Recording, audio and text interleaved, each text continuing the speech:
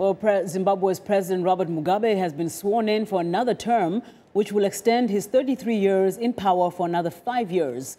Thursday's swearing-in ceremony for the 89-year-old leader was held at a nearly filled-out 60,000-seat sports stadium in Harare. It had been delayed by an election challenge from rival Morgan Tsvangirai's Movement for Democratic Change party. After riding into the venue in an open-roof vehicle, an enthusiastic Mugabe took the oath of office.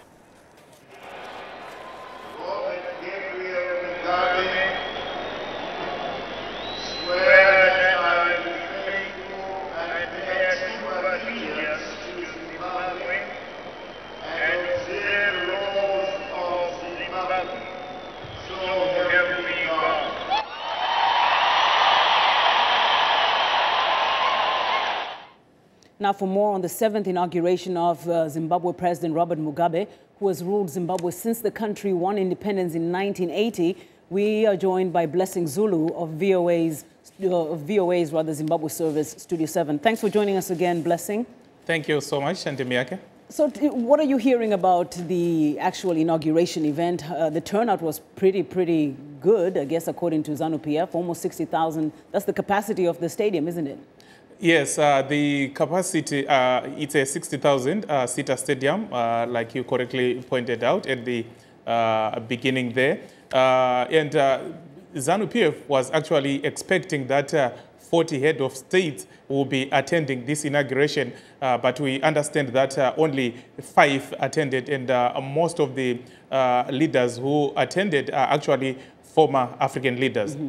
Now, what are people reading into that? Is that an indication that even though they do endorse that the elections were peaceful and that they went well, that they're still not convinced that they were 100% legitimate and credible?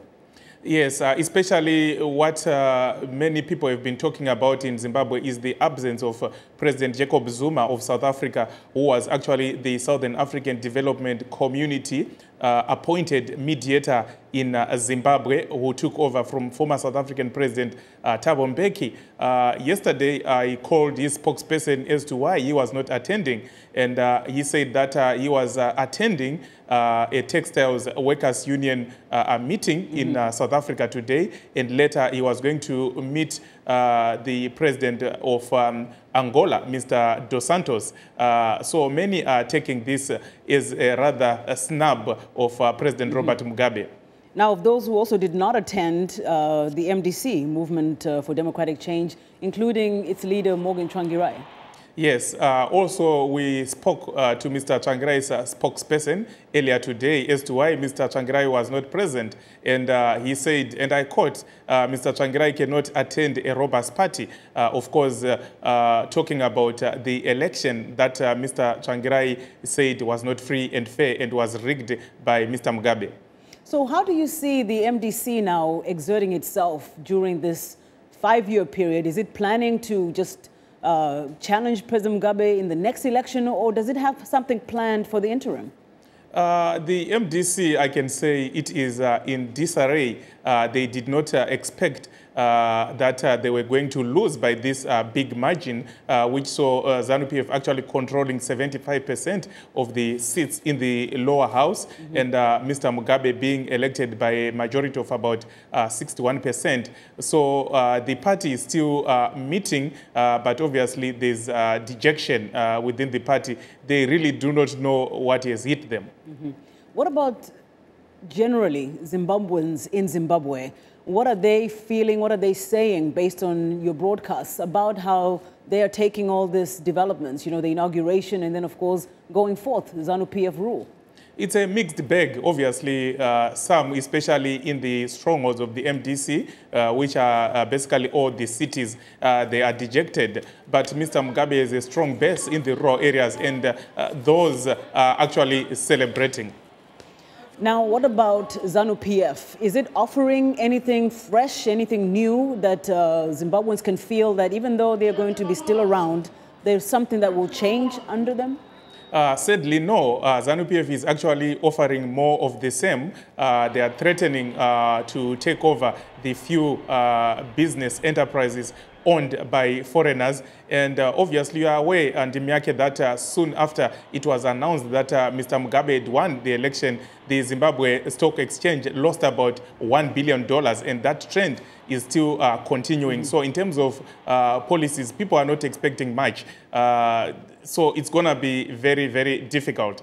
What about this indigenization and empowerment policy? I understand that they're going to up it even beyond 51% stakeholders for indigenous Zimbabweans. Is that true? Yes, that is what they are saying they are going to do. And also they are saying that the fact that they won this election convincingly is a testimony to the fact that people are actually buying into their idea of indigenizing banks and also mines. But of course, this is actually driving away investors.